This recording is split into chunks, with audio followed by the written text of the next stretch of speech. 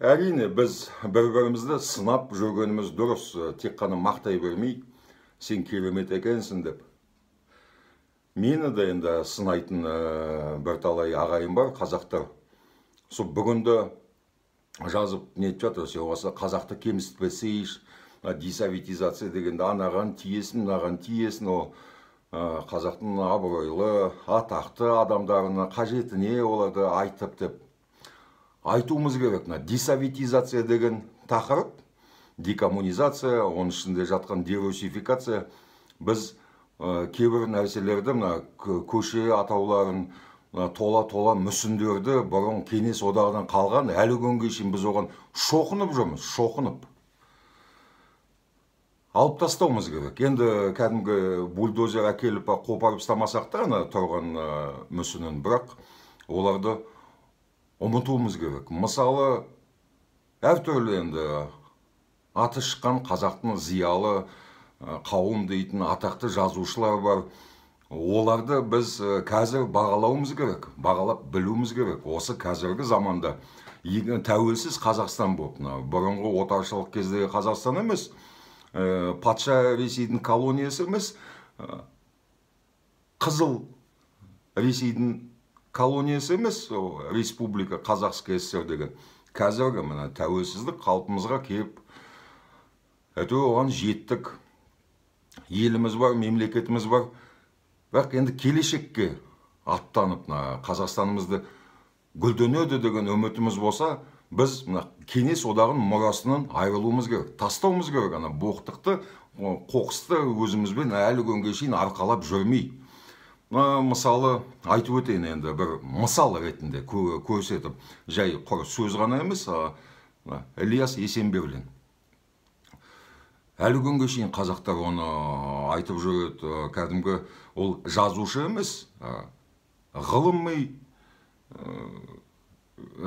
түрде оның мәтіндерін бағалап сөйтіп айтып жүреді. Былай дейді, Абылай ханның түсін айтады, Ілияс Есенберлин жазып берген. Енді қысқа мазмұны әр қазақ біледі оны. Кезінде қазақ қасқыр бөрі болып еді, Абылай хан түсі көргені. Сосын майда-майда болып, майда-шүйда болып, бақа-шаян тышқанға шейін айналдық деп, сондай түс көріпті Абылай хан. Оны Ілияс Есенберлин жазбасында бар. Сол енді өтірік қой. Ол Ілияс Есенберлин Абылай ханның қасында болған жоқ. Жаңағы Абылай хан бабамыз ол түсін ешқандай Твиттер, Фейсбукке жазып кеткен жоқ, Инстаграмға. Мәне түс көрдім, осындай бопты деп. Ол жаңағы Ілияс Есенберлин ойлап шығарған. Ол Кеңес одағының қызыл жазушысы. Кеңес одағында жазушы, жаңағы жазушылар одағының мүшесі болу үшін, ол Кеңес одағына, Ресейге, Мәскеуге жау емес екен дәлелдеп беру керек тұғын. Ант беріп. Мен қауіпті емеспін, мен ұлтшылдығым жоқ, мен Кеңес одағына берілгенмін, мен интернационалистпін деген көзқарасын дәлелдеп беру керек тұғын. Бюро партия мүшесіне, басқаларына, жазушылар одағының төрағасына, бюросына. Олсыз өткізбейтін. Ұлтшылдық сәл ғана ұлтшылдық сезімін болса, оналар біліп қойса, сені ешқай жерге жолатпайтын. Соны Абылай ханның түсі ол қазақты кемсіту. Ол қазаққа жаман сезім туындыру ішінде. Біз бақай шаянға айналдық деп, әлі күнге шейін біздің ағаларымыз жүр. Осы біз бақа шаян болдық, бұдырап, адырап, осындай түрге айналдық деп, қайдан алдыңыз десем, Абылай хан түсін айтады. Абылай хан түсі ол директі мәлімет емес, ол жаңағы Ілияс Есенберлин орыстың жазушы ойлап шығарып тастап кеткен жазбасы. Қазақты кемсітіп, ішінде оның үгіт насихаты бар Мәскеудің. Ілияс Есенберлин әйдік ұлтшыл, қазақтың патриоты, намысшыл, ұлт жанды. Ұлт жан деген сөз ұнамайды маған, жалпы қыз текелік бірдеме сияқты, ұлт жандымын дейтін. Сен не ұлтшылсың, не басқа бірдемесің. Со ұлтшылдығы болса, неге оның ұлы, жаңағы Ілияс Есенберлиннің Қозы-Көрпеш Есенберлин деген, ол кісі әлі тірі, бір сөз білмейді ғой, қазақша ана тілін білмейді, құрметтемейді.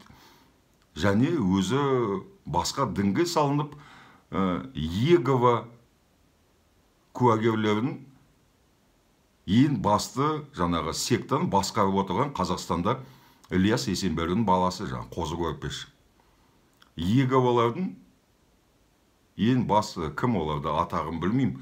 Олардың христиандық шіркеуіне жатса да, ішіндегі атаулары басқаша. Ең басты Иегова, свидетель Иегова жаңағы Ілияс Есенберлдің баласы. Ілияс Есенберлдің баласы, әкесі қандай? Баласы сондай болады. Екінші мысалды айтайын. Хамит Ерғали деген жазушымыз бар. Ойбай, атақты мақтанып, оны аузын толтырып айтады, Хамит Ерғали деп. Бізде Алматыда оның көшесі бар. Ағып атқан, таудан ағып атқан каналды атап қойған Хамит Ерғали каналы деп. Ол да Қызылдардың жазушы. Ол Мәскеудің қол шоқпары, әдебиетке жіберілген жауынгері. Әдебиет ақпараттық майданның Ресейдің жауынгері. Шабуылшысы. Өйткені жазушылар кітап арқылы, жазбасы арқылы халықтың сана сезіміне, намысына, сүйегіне, етіне батады жазушылар. Біз қазақ болғасын сөзге оғатын халықпыз ғой, бізге сөз біріншіде. Қызыл Ресейдің қол шоқпары Хамит Ерғали. Ол қазақтың патриоты болса, жаңағы Хамит Ерғали, ұлтшылдық сезімі болса, неге оның қызы Гүлжан Ерғалиева, біздің әйдік журналист, Свобода Слованың бас редакторы, неге қазақша сөйлемейді? Өйткені әкесі сөйтіп тәрбиеліп кеткен. Қызы қазақофоб. Алматыға ауылдың қазақтарын жолатпау керек. Қақырып, ластап, түкіріп кетеді. Надан, сауатсыз, оларды қалаға кіргізбеу керек Алматыға деп 2 жыл бұрын айтқан жаңағы Гүлжан Ерғалиева. Хамит Ерғалидің қызы. О қыз әкесі қандай, қызы сондай. Немересін айтпай қойын, Аян Шәріпбаев деген немересі, ол мүлде орыстан да асқан орыс. Қазақтығы беті болмаса жалпақ, көзі сығырайған. Басқа ешқандай белгісі жоқ қазақ деген. Хамит Ерғали деп қоямыз. Ол кезінде жүрді шаралап болса, ауылдарға барып, кеңес одағында, олар қазақтарға жаңағы Хамит Ерғали не деді екен? Қандай саясат жүргізді екен? Ұлтшыл болыңдар. Біздің тәуелсіздігіміз болған кезімізде біз әйдік мемлекет болдық. Қазақ хандығы жерді дүркіндір етіп билеген деп осы Евразияның тең жартысын. Оны айтты ма? Жоқ.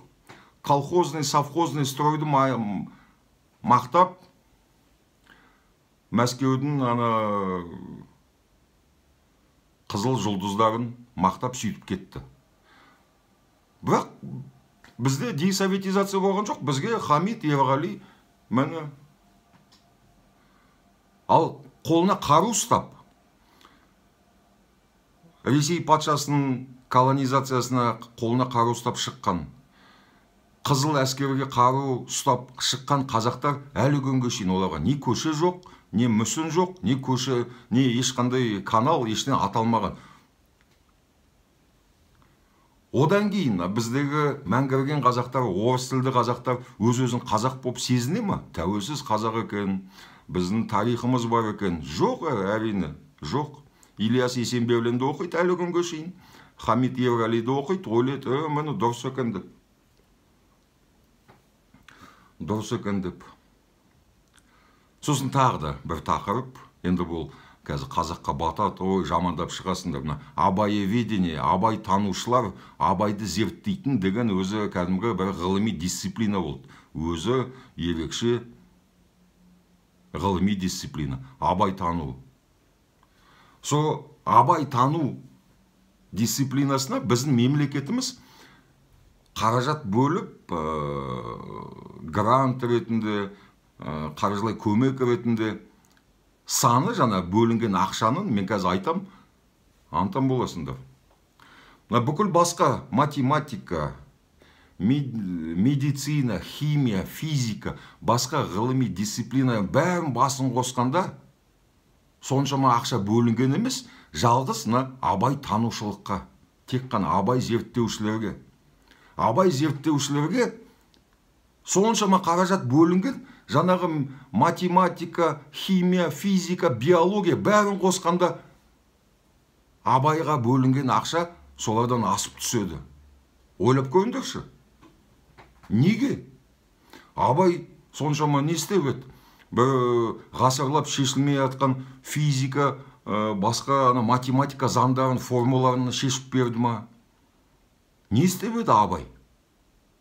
Соншама оған қаражат бөлінетіндей. Басқа ғылыми дисциплиналарға үйтіп бөлінбейді. Маңызды, керек, вирусология басқасына соншама ақша бөлінген емес.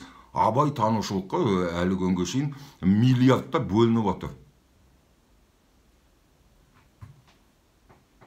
Абайдың енді айтып беріңдерші, не істеді? Абайдың қандай еңбегі бар қазақтың алдында? Иә, қазақты кемсітті білдік. Иә, Абайдың арқасында білдік. Біз жалқаумыз, біз наданбыз, біз жемқор, біз сауатсыз, біз бір-бірімізді жек көреміз, көре алмаймыз, бір-бірімізге арыз жазамыз. Біз сондай жексұрын халықпыз. Иә, Абайдың арқасында оны біліп отырмыз. Бізден жаман халық жоқ. Сарты болсын, орысы болсын, бізден 10 есе артық. Кімді алсаңда. Абайды оқыңдар, сөйтіп айтып отыр.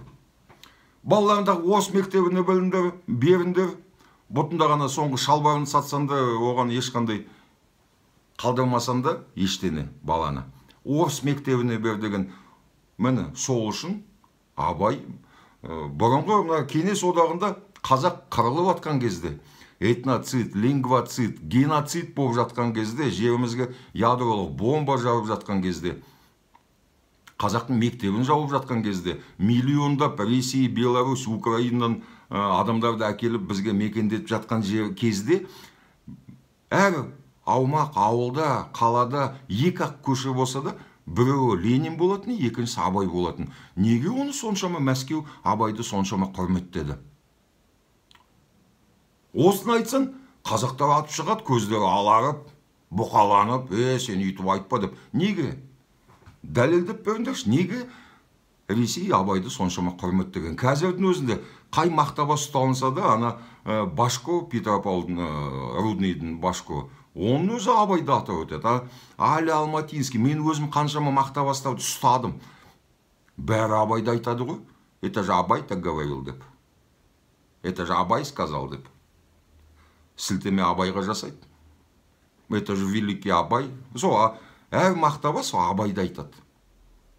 Құйрығын ұстап, басып ұстап алсаң, Абайды айта бастады шырылдап. Абай, великий Абай.